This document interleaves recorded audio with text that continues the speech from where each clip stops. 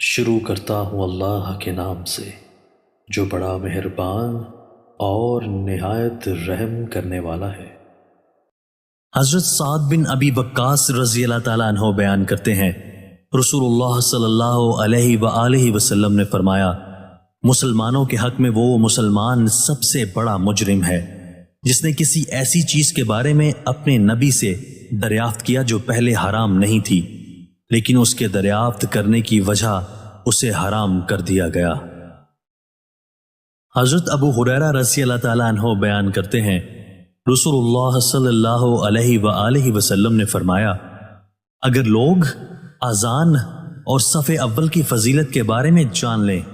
پھر اگر انہیں اس کے حصول کے لیے قرآن دازی کرنی پڑے تو وہ ضرور قرآن دازی کریں، اور اگر وہ نماز کے لیے جلد آنے کی فضیلت کے بارے میں جان لیں